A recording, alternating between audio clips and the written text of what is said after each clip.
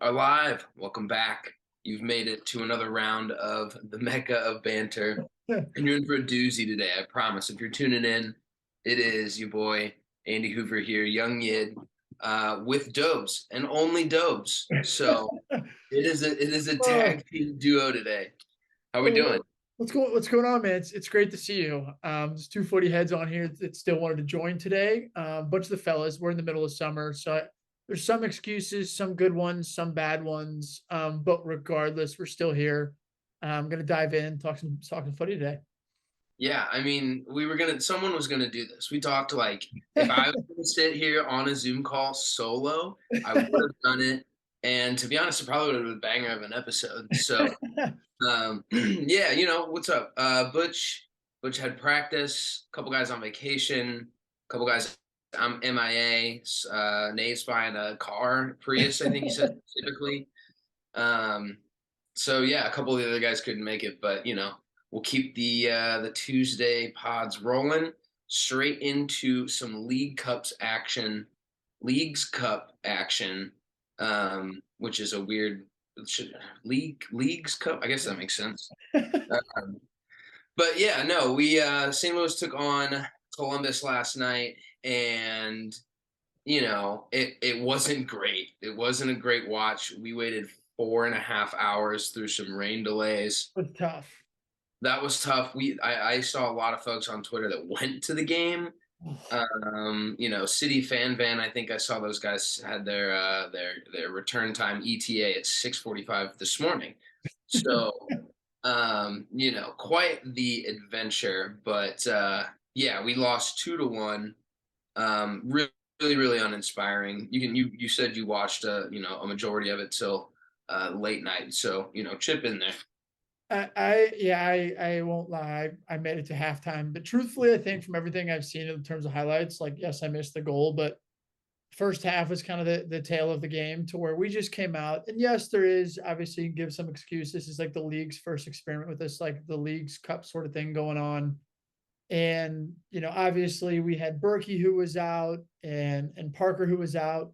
So we didn't necessarily play a lot of the first team guys, but I still think just and we've sort of said this a couple different times this season where the effort, even regardless if there's some folks on the team that you don't get a start every single time, that should be even a little bit more motivation to show up and show out when you do get an opportunity.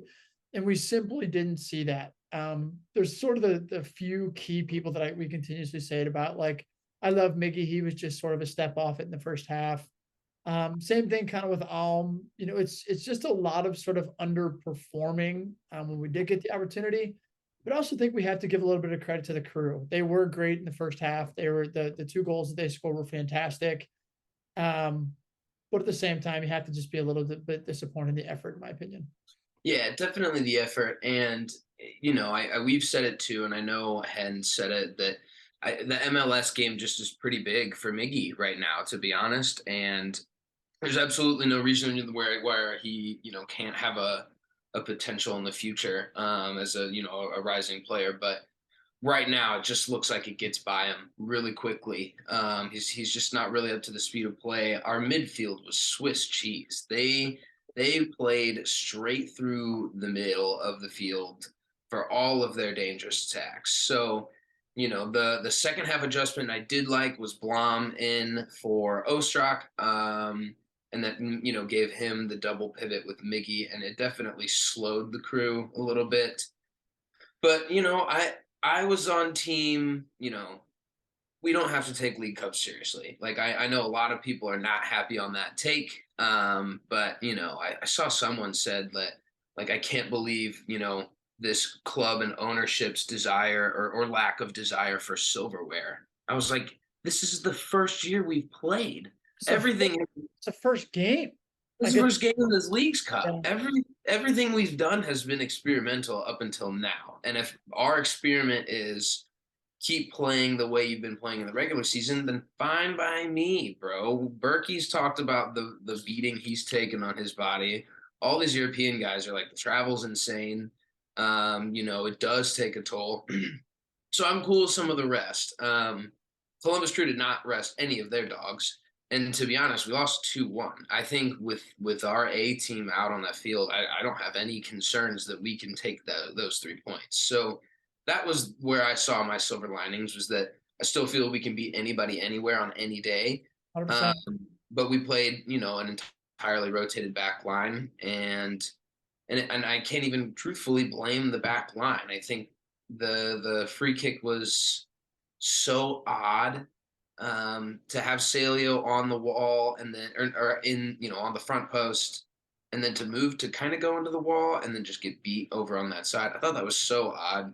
And Bartlett's handball was unlucky. I don't think there's a thing that he can do. I didn't feel bad about that. That's just one of those. It's tough. The free kick I texted you guys, but it's that like the FIFA thing. It's like Yeah. you do one or the other. And I get it's sort of a joke, but like if you're gonna be there, the goalie kind of expects you there. And it really looked like there was some miscommunication. Like so I don't know. I mean it's nonetheless it was a great free kick. I think your point about Miggy is like he has the potential to be that player. I think the key is that and if that midfield, particular three with that personnel, like he's not set up for success. No. Like he needs that like either like double pivot or somebody else that's defensively minded with him. Like when you have Ostrak, like Miggy and Lewin, Low. Yeah. you don't have somebody that is like that rock of the midfield to hold it all together. Like Miggy may get there one day, but we've seen so far that he hasn't been that, and he's been a lot more successful when he does have a Blom that's sort of to play in that role with him and gives him a little bit more freedom. But it's just, yeah, it's. I think you hit the nail on the head. The Leagues Cup is sort of this good experiment. Like I would love to see. This is the opportunity, like in my opinion, to like get healthy. We have like what Yeah. 11 regular season games left. Like Yeah. this is like let's get all the dogs back as healthy as we possibly can because we do have sort of a break coming up. And if you have the opportunity to win games, obviously we still want to win. But at the end of the day, like we're top of the Western Conference. We're trying to make a run at the playoffs here, trying to get home field advantage and lock all these different stuff up. So I'm in the same boat as you. It's kind of like, man, it sucks just to see the performance, but at the same time, like look in the larger scope of a season, there's still so many things to win out there. For sure.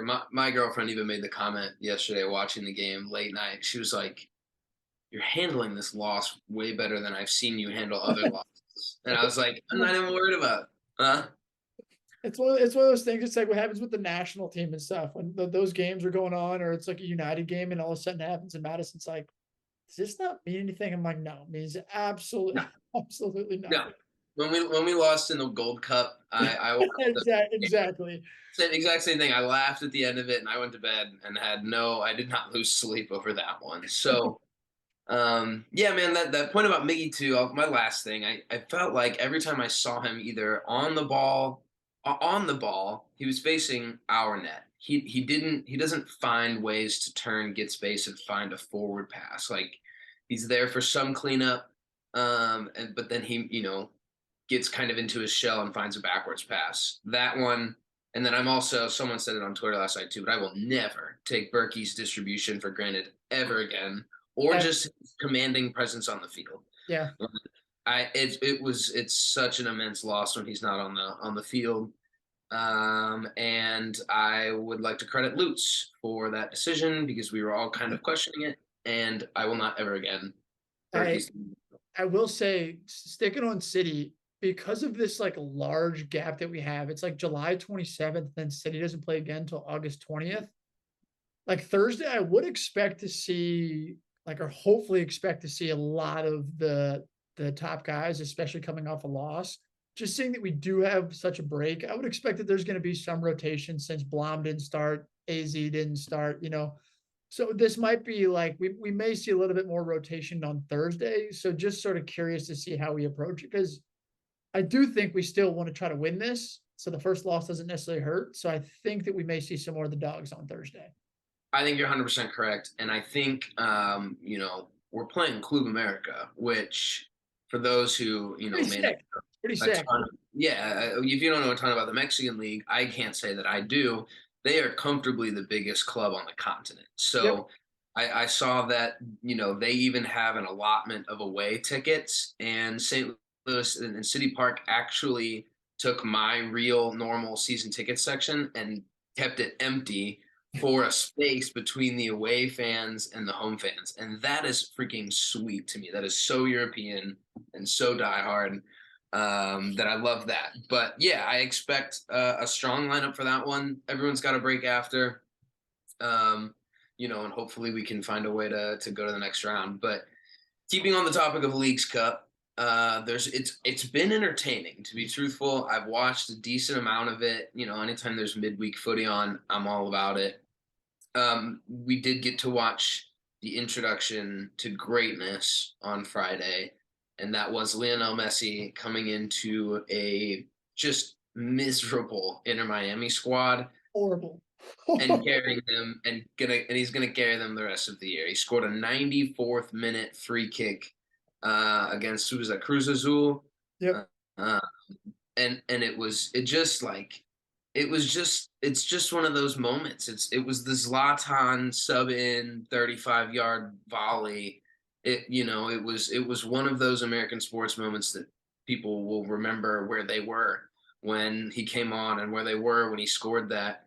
And your dad was there at the game.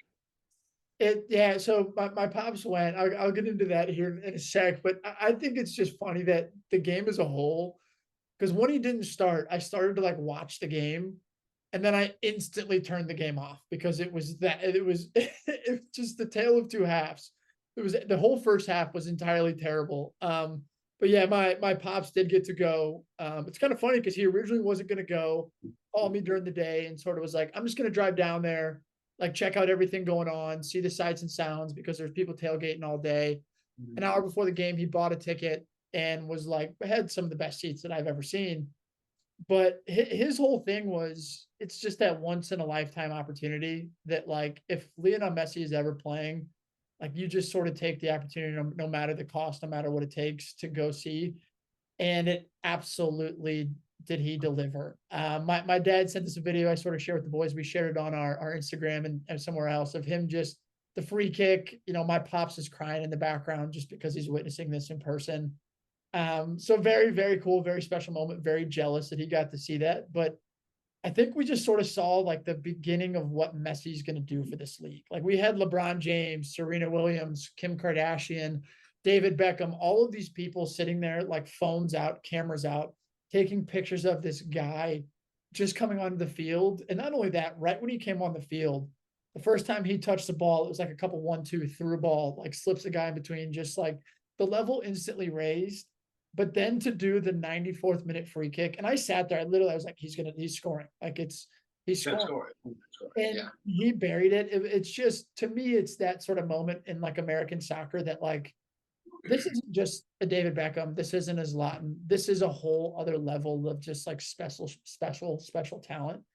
And it's very cool just to see the reaction that it's gotten. But it's one of those things where as football fans who have followed him for so long, it's like, it's a Thursday for Messi. Yeah, literally. I mean, I completely agree about the first half, second half thing, because he and Busquets came on in like the fourth minute, Unbelievable. and it was like it wasn't a slight pickup in quality. It was a dramatic increase in ability to find him and find spaces. Like it made me laugh out loud a couple of times that he slid in players so well. So like in things like ways that they hadn't found space the entire game. He was finding these passes and they were just bundling the chances. Like And Joseph Martinez to DeAndre Yedlin from a Messi slugger pass. Like that that just doesn't, it doesn't, the math doesn't math there. But with, and this can kind of take us into our next part too, but Busquets is there. That already impressive. Jordi Alba's coming. I've seen that he's about to be announced at least some point soon.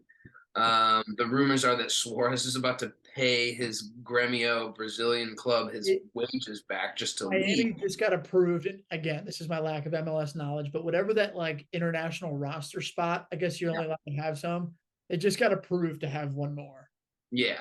So it looks like Suarez is going to be the next of the boys getting back together. And I saw a rumor today of Sergio Ramos. Like that was not even 10 minutes before we started this recording. But Yeah, what they're doing, and I'm sure some of them are on some sweetheart deals to a certain degree, but I'm sure everyone's getting paid to another degree, whether or not it be official or not official. It's going to be dramatic the end of the season with that squad and the place that they're in. I think they could win this tournament. I think they could definitely make playoffs. Like I've seen the light. I saw the greatness. He did it. He's going to continue to do it. There's the only way is up. I think the overarching like thing here is that like all of the like European accounts and like because we support European clubs, like all of them have never once have I ever seen them comment, talk about, think about the MLS like Yeah. ever. And I think the overarching thing is now all of these eyeballs, like whether they want to or not, are on the MLS because no matter what, if you like football, you're going to watch Messi. Yeah. And I think just the overreaction of the entire world, just the fact that he did that was unbelievable. But I'm with you. I think that I've been saying it. Like I think he's just that much of a difference maker that if Miami can figure out their back four and how not to concede, they're going to score goals. Like Yeah. they're going to score goals. So that I think they definitely can make a run. But if you add Suarez and you add Jordi Alba and Busquets, it's like and then there's rumors that like Iniesta is another one that's a potential Oh even yeah. I forgot. like he's another one. So I think with those kind of players, like age is just a number. It doesn't matter. Like they will show up and show out. And Class, yeah, class has been permanent, and we've seen older guys come to the league and have success in the past. I think it's less and less likely that that happens, and we are definitely shifting away a little bit from the retirement league allegations. Not necessarily completely, but yeah, and even so, like you said about watching MLS, we with the Arsenal, All Star game and some of these other I think there's been more of a focus on the European side of things to MLS that I've seen ever before. yeah, Like they'll chime in and talk about how goofy the MLS All-Star situation is, and I agree that it kind of is. Um, it's you know, hilarious. like we should probably set up an all-star game that doesn't that I saw someone say that highlights the players instead of embarrasses them. But it's not, you don't want to be losing to Arsenal's glorified B team Yeah. 5-0 like they did. But yeah, do you want to hop in on that? I know that Arsenal and United played a quick friendly, gosh, yesterday or before day before that. I did Yeah, not we're watch. we're in full like we're in like full like preseason tour swing where we're kind of Yeah. getting back to like there's some footy games every single day. Obviously, we had the Arsenal dismantling of the MLS All Stars, which truthfully, it's again just different level. Uh, They played a strong lineup. To be yeah, totally fair, oh, they yeah. brought 0 kids. They played a really strong lineup. Yeah, and we got to see the debut of Declan Rice, which again we just could see his quality. But we ended up last week. United actually played Arsenal preseason friendly. United won 2-0. Surprisingly, Arsenal both teams actually played a pretty strong squads. And I actually think it's sort of getting to that point where like you almost have to like it's almost crazy that we're like 3 weeks away from the Premier League to where now these teams are starting to try to round in the form. I think Arsenal played everybody but like Zinchenko, and there was one midfielder I think that would have been different, but they played their strong squad. And United, I think the one positive that I'm going to take from the game is Kobe Manu. He's this young coming up from the youth ranks, center midfielder. He wears number 47. He's a player that I know Hen and I have been so high on for so long. But he's just this kid that for such a young age, he demands the ball. He can drop back as a six. He can break passes in between lines. He can make tackles. He's not afraid to like mix it up. And he was playing against a Kai Havertz, Odegaard, and Declan Rice midfield. Like he wasn't like he was playing against some scrubs. He was playing against what people are saying is going to be one of the best midfields in the league, and he held his own. So I'm extremely just like it's very tough to read into preseason. So happy just to see we came out with a result. Happy to see Sancho score. I think the one thing that I'm taking that's hilarious from these games is just Arsenal fans are such a trip to me.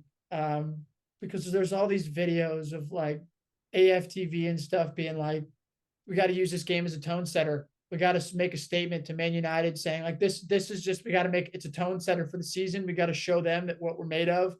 And now afterwards, it's just it's a preseason game. You know, it's a preseason game. It doesn't matter. Like all this different stuff, which I'm in agreement that it doesn't matter. But I just doing the flippy floppy on both ways is always hilarious to me because yes, Arsenal's going to be just fine. But to say that fans don't care, these games don't mean anything, they definitely mean a little bit of something. There's some bragging rights into them. But yeah, always great to beat Arsenal. Um, yeah, I guess we keep moving, man. I think that's not uncharacteristic of Arsenal fans by any means. I think the gist of what I've seen from them. It's either, oh my God, we're the best on the planet, or Arteta out. So it's pretty two way. I saw Elliot from Arsenal Vision tweet something like, I didn't watch the game at all, but he tweeted about a Martinez tackle. He's like, I don't even care. He's like, this is a preseason match. I can't believe he made that challenge. Well, that's one of those things where Martinez is that type of player, and Ten Hag has come out to the press and been like, it's kind of that cliche thing, but been like, we don't play games that don't matter. Like Yeah. every single game matters. And yes, Martinez, the tackle was, it was a little harsh, but like we were the team that had a player come off on crutches. So it's not like tackles weren't flying both ways. I think that's just Arsenal United, whether that's no matter who you play. If we were to play Chelsea, if Tottenham were to play Arsenal in preseason, like there's Yeah. always some part of that, like try to set the tone. And Martinez did that, and the tackle was a little bit bad, but nobody got hurt. So the little bitching and moaning afterwards is just fucking, it's annoying. And yep, and then around the rest of the world, I think AC Milan played Real Madrid yesterday in a friendly. Christian CP looked baby, great. Christian looked CP, great. Assist off the rip first half, which he's taking corners. I that to myself in itself was like, great ball too. taking corners already. This is his first even appearance with the team, and they put him on corners. I love that. Um, I didn't watch the rest of that. I switched over to St. Louis, but Valverde had a couple, I think. Let's see. Chelsea beat Wrexham 5-0. Chelsea beat Wrexham, and then who did they play? They just played somebody else. I forget who it was. I watched part of the game too because Mudryk scored that goal. Oh, shoot. Who did they play? Yeah. I forget. I'll look it up real quick. It was Brighton. They won Yeah. 4-3. But these games, I'm so curious because I'm almost glad that not everybody else is here because I think that Chelsea has taken the least step forward out of anybody in terms of like off-season additions. And so I'm so curious, like your take on where you think, like right now, currently, because I was thinking about this earlier, like where currently do you think that they would finish based off of the signings they've made? I think a lot of what they had to do was ship guys out. So I'm sure that True. to a True. certain degree, they have a lot of the players and guys like Nkunku's in this year, and some of the guys that we may have forgotten about. I think with Pochettino in the squad that they already had, which to be honest, Yeah, you're a Potch guy too. there was some, I have no issue saying that they're going to be fine. Do I think and or want them to do well? No. Are they going to finish above 12th? Yes. Uh, top four is going to be a stretch, dude. There are 5 or 6 clubs that have easily good enough squads to be top four, if not more than that. So I I just keep looking like Spurs. If Kane does stay, 100% got better. Like we haven't talked about Villa at all, who's moving like a fucking big top six club. ridiculous. Yeah. Liverpool's got better. United's got better. Arsenal's got even better. Like City right now is about the same as they were last year, but we know how good that is. Like all of these teams seem like they're continuing to like make moves, and Chelsea is sort of in this like let's get guys out, and they're still waiting on Casado, so they may make some moves, but like current state, it's still not looking like it's going to be much of a step forward for them. No, and that midfield's the issue. So like Right now, it was West Ham just literally right now. West Ham Fabrizio put in a bid for Conor Gallagher, 40 million. 40. 40. Gee, okay. So yeah, Conor Gallagher's out. That leaves there in the middle. So well, I guess yeah. Let's just roll into some transfers. We've got random stories from across the globe. I guess we start. We posted on the Instagram, popped a question, so I thought ask the viewers for some assistance today since we're gonna be light on dudes. Dylan Lee threw out the question, and I guess we'll start with just the details around the most recent offer to Kylian Mbappe from Al Hilal in the Saudi League. And Dylan kind of more or less phrased, what's his legacy with this transfer? Does he take the transfer? Should he take the transfer? And is he, one of those top 3 to 5 players in the world, even after he leaves to maybe go to the Saudi League or when he comes back? So, you got the details up on that one? Yeah, so this is just like the breakdown of like what they're offering Mbappe to join. So it's a 1 season contract. The total in this is all converted to dollars. It's $776 million for 1 season, which translates to 64 million a month, which then translates to 4.7 a week, which then translates to $2.1 million a day, 88,000 an hour, and $24 per second. And a $330 million transfer fee to It's people.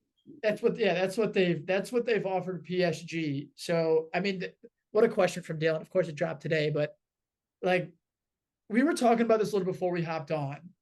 I think the issue with here is like, what choice does Mbappe have? Because I think in terms of his legacy, I think Mbappe's young enough to where if he were to go for a year, I still think he has the ability to come back, win everything he could possibly want to win, still be considered one of the best players of all time, still be one of the best players in the world. Um, he'll get all that hate for taking the money, but I think the biggest issue is like, what else is he supposed to do? What is he supposed to do? PSG is essentially sort of holding them hostage, saying either sign this contract that we offered you, or like don't play, or go to Saudi Arabia.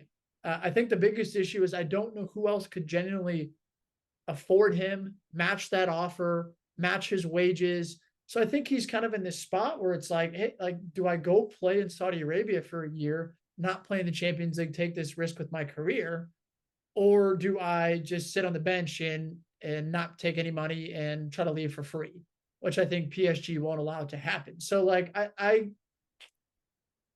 I generally don't see any way that he doesn't take that offer. I mean, I don't know what your thoughts are, but like I think personally, if I'm Yeah. him, I take it, go for a year, become a billionaire, come back, still be one of the best players in the world, still make it right into France's first team, like, and then join Real Madrid for free and join your dream club. Like, Yeah. What is he, 24? I think so, something like that. It Yeah, I have a hard time seeing why he wouldn't. I understand, and I understand a lot of the guys that don't go to Saudi, like Sonny and whoever. It's not about the money, and I don't think it's necessarily about the money for him either. He's going to be fine. He knows he's going to be fine. That's not the first thing on his mind, but the amount of money's insane, and the threat of not playing somewhere or just not having a club or being held hostage is truly the only reason that I think he does take it. He would want to play in Champions League. The teams that are available that can even afford him, they're not paying that. PSG's to a certain point. I do agree. I think PSG doesn't really care what they can get for him. They want to get something. Um, and honestly, like, this is asinine, but a Harry Kane plus money swap is truly one of the only deals that I can think of off the top of my head that a club could pull off right now today. Like, It's gonna have like I think the only club made like generally they could afford wages is like Real Madrid, like yeah, or afford to pay his buyout clause is like Real Madrid. Like it would, I think it like has to be some sort of like player in cash, but like yeah, at the same time, it's one of those situations where like it's like Mbappe can almost kind of hold PSG hostage here a little bit because he doesn't have to agree personal terms. Like it's already been reported that PSG accepted Al Hilal's offer. Like, of yeah. course they are. Duh. Of Like, course they did. of course they are. I'm curious because I was seeing this debate today. Like, to me, Mbappe, I don't necessarily think of him as the best player in the world. I think of him as like the most valuable, and I think those are two very different things. So I'm curious on like we haven't really talked about it, but like if he goes there, what do you think it means to his legacy? Like what do you think it means in terms of obviously we see he's on a trajectory like nobody that we've really seen before. Maybe Messi if you want to consider it in the same category, but if he does go for a year, does it hurt? Does it help? What are your thoughts on his legacy? I don't think it affects it. I think um the PSG are just kind of reaffirming themselves as like the worst club ever in I, the way that they treat their star players and the way that their fans 100%. treat their star players. I hate them. I dislike them completely.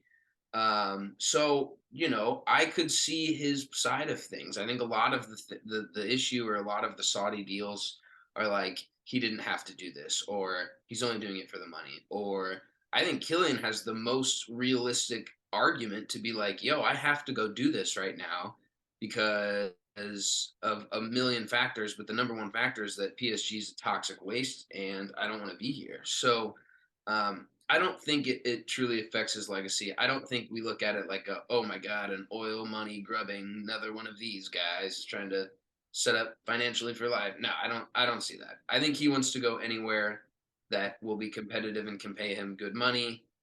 He's not going to go to Tottenham. Why would he go to Tottenham? I don't think he is going to go to Tottenham. But like, there's just not a lot of other destinations that can afford or have the means to bring him in at all.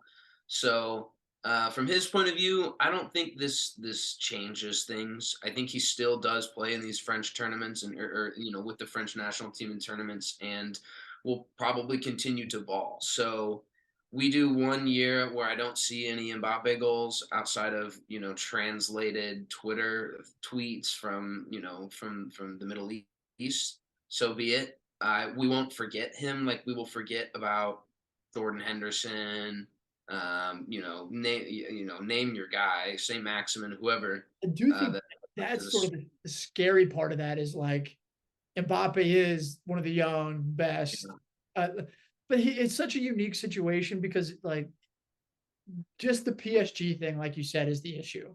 Like it's 100%. become a place where like I feel like footballers go now that like are kind of like towards the end of their career, it kind of seems like, or not towards the end of their career, but like realize they're going to win a league title, realize they're going to get paid a lot of money, they're going to live in Paris, like to where it makes it a little bit more scary if we start sort of see the other guys that are his age get offered that same type of money. Like, what will they do? You know what I Yeah, mean? Like, and especially if, like, say for example, like a Saudi club comes after Holland and Al Hilal offers Manchester City, hey, we'll pay you 200 million for Erling Holland. Are they going to say no?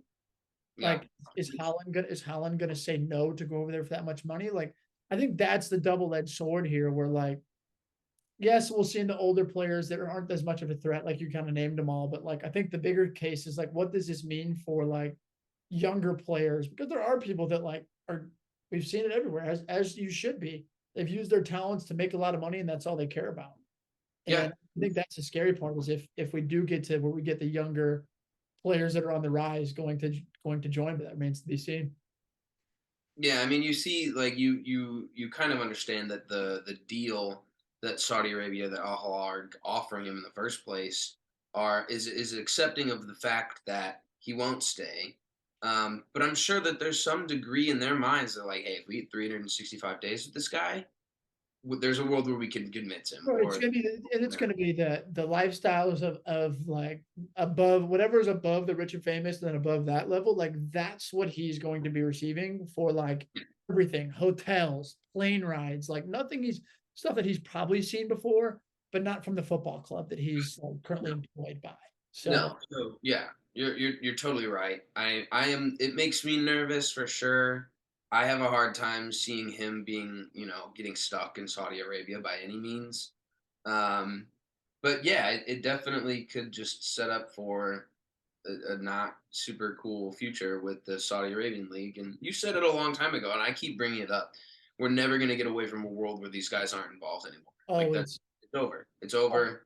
There's no competition. We've got like El Ryan and the Qatari league picking off MLS players. Like that, we're just gonna have to deal with that now for forever. Um, sucks, to be It's honest. yeah, it sucks, but at the same time, like, I think that's one of those things is what is that saying? It's like a adapt or die. It's like it's Yeah, it's literally. it's just what clubs are gonna have to start doing. I mean, this could be a whole different conversation. I think then you get into like TV rights. Does Saudi want to be part of the Champions League? Do they, you know what I mean? Do they like? I think that's the money talk. So I think it's one of those things we just have to accept it's here to stay, and like can't really be surprised by too much more that happens. You know? No, I only hope that the FA and all the other governing organizations can figure out their own way to actually govern it. But you're right, it's adapt or die at this point. We saw with the PGA. Right. PGA is having to adapt. Like that just is what it is with Live Golf. Um, Other transfer roundup. Looks like you guys submitted a bid for your kid, Hyoland. What's up with that? Yeah, no. So there's rumors that a bid has gone in. I've sort of been following Twitter all day today. Rumors of bids going in. I think this is a deal that's going to get done, and the reason I say that is because Hoyland's he's been a United fan since he grew up. Like, um, been dying for a move. There's rumors that PSG were going to hijack the deal. There's stuff that's sort of come out that Hoyland has given Man United sort of priority with any sort of context that comes from his agent. I think that the key thing is just that how quickly can we get this done?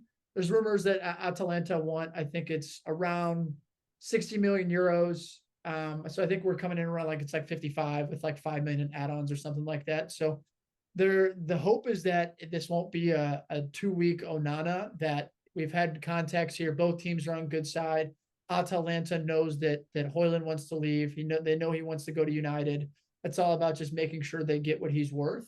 And I think we're prepared to do that. I think this is going to be a massive signing. I think the poor kid is going to have so much pressure coming on to him, but I think that he wasn't built to be a 30-goal scorer next year. This is a guy that is 19 years old that we're building to be the guy in 10 years from now, that can stay at United, that Eric Ten Hag can develop. And truthfully, I've spent so much time over the past couple of weeks watching highlights. This kid, he's so dynamic. He's so quick.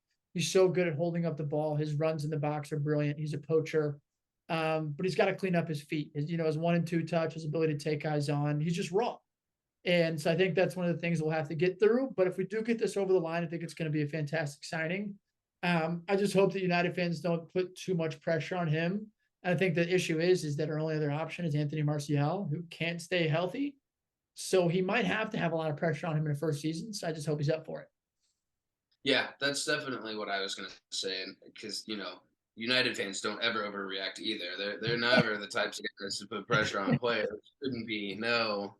But yeah, you're like you said, raw, young, do what you can to keep him, fit and keep going. But that's not necessarily the starting nine that I'm sure you guys all had in mind at the beginning of the year. But It's young talent, we'll take it. yeah, I'd rather us be the club that goes after young talent than overpays for older. I yeah, mean, Harry Kane's the exception. I'd still love for us to make a bid for him, but I don't think it's going to happen. But I'd rather us sign somebody young than overpay than pay 130 million for Osterman. Like, especially with like just our financial situation. Like this move makes the most sense.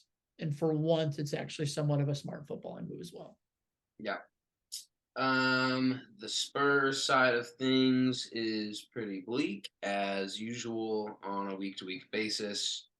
Um, I'm seeing that Harry Kane is prepping his time at Spurs to end. We do need to throw some jabs at that German reporter. Uh, Let's go. I was going to bring that up. Fuck that yeah, guy. fuck that guy. There was a German reporter that flew to Thailand. I don't even know what publication, but he flew to Thailand with the intention of sitting in a press conference with Ange Postecoglou, and he essentially was just baiting Ange to say something about Harry Kane. And he said more along the lines of like, "Well, we over in Munich are very excited for his arrival. I think this looks pretty good, don't you?" And it was a Bayern jersey with Kane on the back, number 9. And he sat up there and he's like, "Did you get a good laugh out of that, mate?" He's like, "You enjoy that one?" Like, I you can't flew a long believe way. I can't believe that it's You he flew a long way to come here for that. I hope you enjoyed it." And he said, "Yeah." I was like, "Yeah, I did." It's like, "Great. Thanks. So glad you're here." what Um, what when does this end in your eyes? Like I when that's the thing that I think is like because we've talked about this and not like we've talked about it so much, but it's I just want to know when it ends because it seems like that Bayern are willing to like meet Levy's needs, but like I just I don't know what the holdup is on this happening. Like, are they holding out for more money? Is it like because it seems like Kane's willing to join. I don't I truthfully don't know. I've seen reports now. Joe Lewis, the out and out owner or the majority owner of Tottenham, has reached out to Levy, the chairman and other percentage owner, and basically said that Harry Kane needs to go this summer if he's not going to sign a new deal. I think that's BS because Joe Lewis doesn't know at all what happens with Tottenham. He lives in the Bahamas under, the financial ruling that they have over there and schemes everything. So you could show him a picture of Basuma and be like, "This is Harry Kane," and be like, "Well, make sure he stays." I don't think that's true. I think that's Tottenham PR propaganda. They've got a huge list of reporters in their pocket, and they've just always kind of had that narrative. So I think to a certain degree they're prepping for his exit. I don't know when it ends, and I don't know what we're waiting for. I think there is always a case for more money, and there should be a case for more money. 80, 85, 90. I don't think those cut it. I don't think that's a fair representation. Um, so I hope that it's that. I wonder. There's been conversations already, I guess, with PSG. Apparently, Mrs. Kane has reached out about a real estate agent in Paris. The typical transfer Well, BS that you hear football all. Twitter's so funny, dude. So funny. Um, like, yeah, she makes one inquiry to a real estate agent in Paris, and suddenly Harry Kane's confirmed. Here we go. So, I don't know I don't know what's waiting. I'm team. This should just end, right? Like, we can either finish the rest of this transfer season with $110 million and do something with it, or we can let this linger like every other year that he's wanted to leave and nothing happen. It just gets closer and closer to that realm where he leaves I'm wrong. free. This is from reading Spurs Twitter, but like obviously I know about Lewis, but like everything I'm seeing is that like Levy is like the face, but Lewis still pulls the strings. I have no idea, to be I was totally gonna honest. that I that's know that's what I was reading from Spurs Twitter. So I he's the but financial piece that has to move. So anytime I think Daniel Levy does anything, I think it goes through Joe to be like, is this financially acceptable? So maybe there is a world where Joe called him up from the Bahamas and was like, "Hey, we need the money for this guy if he's not going to sign." And I would agree. Truthfully, I completely agree. It's not like that's a inside secret, and every Spurs fan's already had to prep and deal with the day that he does leave because we know it's going to happen eventually, whether it's for free or not. That just falls on the club. I think At that that. the point you made that's the key one there is like if he does go, you want to have time to go Yeah. use that money. Like you want to be able to go get some like use that money well. And what I've seen, they're still still trying to do some deals. They're still working on Tapsoba. They're still working on Mickey Van de Ven. Whatever, that's fine. All of that just gets a little bit easier when you have more financial flexibility. And they just do this. They do the same song and dance every year. We sit and to be fair, Levy is an insane negotiator, and I saw like a breakdown on Twitter of just what he's been able to negotiate this summer and some of the things that he's knocked prices down on, and it is impressive. It bothers me because we're like the sixth richest club in the world and he penny pinches like we've just got promoted. But you know he is hard to deal with. I get that. I do think to a certain degree he wants what's best for the club, but the disconnect is always he doesn't know he doesn't know what's best for the club. Like that was has always been the issue. um so yeah, I want it to be done. I don't want to, I don't know what else to feel like if he starts and for the Tottenham this coming fall. My first thought is great, we're gonna leave and we're gonna lose him for free. and just enjoy what you can. Like I think you don't replace Harry Kane. You can't replace Harry Kane, and the only team or player that comes close is Osimhen and Napoli. But you got to take that 110. You got to do something with it. We've got Richie. I don't think Richie's a bad backup or poor replacement. He didn't even play in the striker position last year, Yeah, he so he hasn't played his best position yet. he hasn't played his best position yet with Spurs. So there's a world where Spurs are okay without him. The whole stat line and the whole if they didn't have Harry Kane's goals, they would have finished 17th. Like, yeah, because we would have been playing with 10 players if we didn't have Harry Kane's goals. So, grow up on that But stat. there is a path to, like, Kane leaving isn't a terrible thing either, like, the No. he's getting not saying he doesn't have more years because we know he does, but getting that money, getting a few players in, like, that you can build around for the next couple of years, like, trying to finish top 4, just finish in Europe, Europa League, like, there's a path forward there with the money, but I think that's the thing, is you just gotta make a decision either way. Like, Well, and we've seen this. We've seen this before. Again, with the sale of Bale, who was the most expensive British player of all time at that time. We turned around and bought 7 players. With some of them had really high upsides. The only one that really panned out was Ericsson. So the concern on that front is yes, we do get the money. Yes, we can look at the next 4 to 5 years and be like, these 3, 4, 5 players are going to be great in the future, and you can start to build on that. But we've seen the club's decision making just be shit in the past too. So just every single unknown is followed by another unknown.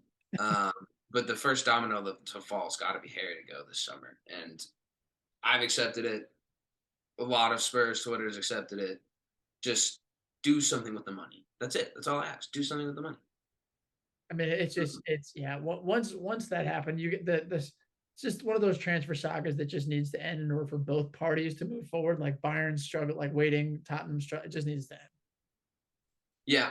And the rest of the league, we did see St. Maximin leave to go to Al Hilal, and then in turn they took the same amount of money and they bought Harvey Barnes, which in my mind is like the same player. He's just like a couple years younger, maybe, and less dynamic. I don't know how I felt about that one.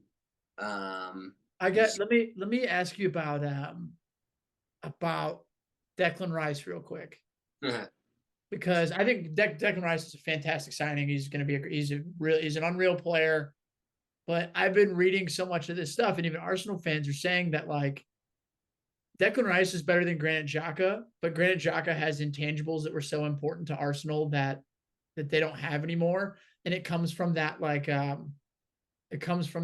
Martinez tackle. There's nobody else on that field for Arsenal that like to play that role, to play that protector role. And so I'm curious your thoughts. Like I think Arsenal is going to be just as good, but like I don't necessarily know if Arsenal or City have yet taken that big of a step forward to where they're that much better than anybody. It's like I'm curious your thoughts because the transfers are it's 200 million that Arsenal have spent. City have the people that they have had come out and the people that have come in. I think they're not as good yet. Not saying that they won't get there, but like I don't think either of these clubs have taken a massive a step forward as people are saying. we're gonna get dragged for this because we don't have any Arsenal buddies on this one to even think about I think defending I think it. it's I don't like it's banter side. I think it's just true. I think with the amount of money that they've spent this year, in my opinion, and if Spurs finished and had the an identical season to Arsenal last year, I would say the same thing that they're saying. Great season. Wish we could have won it. Wish we could have done more. The only reasonable turnaround after spending the amount of money that they've spent this year is league Yeah, title, yeah. Champions League. Like, and I don't think that they got that much better. I do think they're better, right? I think that they have more quality than they've had. They've got more depth than they've had. I don't think 109 million for Declan Rice makes them a Premier League winning team. I don't think he's carrying trophies for them, and I do think he will contribute a ton. But they've not done anything that's been like, oh man, like another center back who was a great signing. Sure, whatever. Um, there's just so everything else is kind of the same. That's So what I mean. Like to me, like like Kai Havertz wasn't like the like, hey, we're gonna get you over the top to win a Premier League title. And maybe Kai does come great. And but like what I always do is like when a signing happens, even when United signs somebody, it's just become habit over the last decade to like compare that signing to City squad. Like if Yeah, you don't have players that I genuinely think can get into City's team, like that's the standard. Like for me, Onana is like that level. yeah. Like Kai Havertz, I don't think is that level. Like Declan Rice, I think is that level of player where he can take you over the top. But I don't think from what they've lost and what they've gained, I don't think it takes them past City, which I think is still the standard. Blueprint. The city has to be the blueprint. Like there's no other team that you're really fighting against that you know you're going to fight against for the title. Like everyone else can have a great season and still not be within 6 points towards the end of the year. Like that just has to be the blueprint. And every time you look at or you can compare the entire squad and that City combined Arsenal 11 still City dominant. Yeah, Like there's just yeah. no way around them, and to spend the money that you've spent, your objective has to be the top. It has to be the top. It has to be Champions League. It has to be FA Cup. Like from a Kroenke perspective, if they don't do something legitimate this year, they're going to get stifled again. The guy only cares as much when he has a chance to maybe fund a championship. And if They you're not going to do it, have momentum. They have momentum, and I think you've alluded to a great point that I think that Arsenal fans aren't prepared to deal with, and maybe they are, but like last year they kind of got away with like they weren't expected to do what they did, but then they yeah, did it. true. This year they're expected to do it, and And anything but that is like a failure. So I think that's one of the things that Arsenal fans are going to have to live with this year. That like obviously I want to be in that position to where I think we should. yeah, United's not quite there yet, but like Arsenal's expected to perform. They're expected to win things. They're expected to perform. They now, on paper, which I think it's unbelievable, have the most valuable squad in the world. there's a Um, lot of young guys, to be fair. which is outrageous. So, I mean, yeah, like that's I do think City's interesting, but like City, I don't think City's taken. They're just City, but like if they end up like Mahrez is gone, if they do end up losing Kyle Walker, like there is some room for like downfall there. But then again, it's just like Pep Guardiola, like some youth player will come out of Yeah. blue and they'll Oh my figure. God, they're gonna pull a Rico Lewis, another one of Yeah, him. Rico He's like, Lewis will oh, become the we've next. had him the entire time. We didn't need a replacement, huh? Like jokes on you. No, no, and the last Arsenal thing too is like they don't love the Cronkies. Like from everything that I've seen, they don't love the Cronkies. They've not been great to them in years past, but now to see them get this just fat allowance to bolster a squad to what I would have to assume is the goal to win things. If they don't, I think that they may not be prepared for another couple of years of not being funded again. Like the guy truthfully, and we've seen it. We have more of a world to talk about this as St. Louis Rams fans than anybody.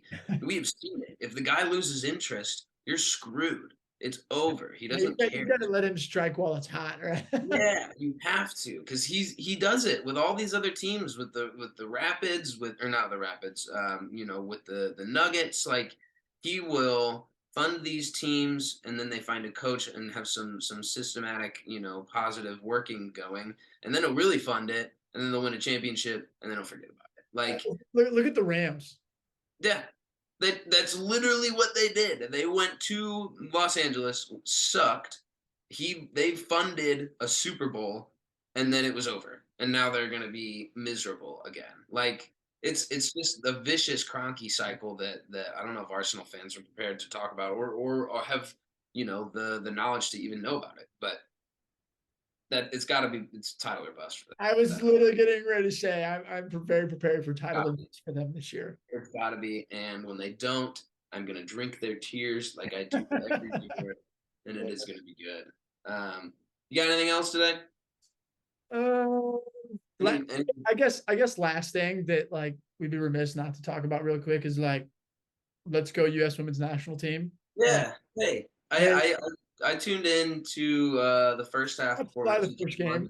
game. Yeah, and to be honest, did not look great. They did not look It great. looked great. I will say that the one thing is Sophie Smith is a baller, dude. Yeah. Like Yeah. that girl is an absolute baller. So yeah, shout out to the women's national team. We didn't look great, but it was our first game. Yeah. Um, so yeah, Even even Mama Hoove, I mentioned it to my parents. I was like, "Hey, did you guys watch any of that?" I was like, "They did not look good." My mom was like, "No, they didn't look good." I was like, "That's ball knowledge, mom. Let's go." it is like it is kind of weird because I do like follow every like World Cup cycle, and I feel like the last couple women's World Cup cycles, like I've been able to know everybody. Like I kind of Yeah. know who Yeah. everybody is, like Yeah. know the center backs, like they've been there. I knew like Alex Morgan, I knew a few of the key players that were on the bench. Other than that, it was like I knew Lindsey Hernandez. I don't know any of these people. Like I Yeah. don't know anybody, which is kind of cool. Trinity. I know Trinity Rodman because I know her dad, or her, her last name's pretty famous, and I also know that she's a freaking tank. And I did watch her just run straight through a couple Vietnamese players, which was good to watch.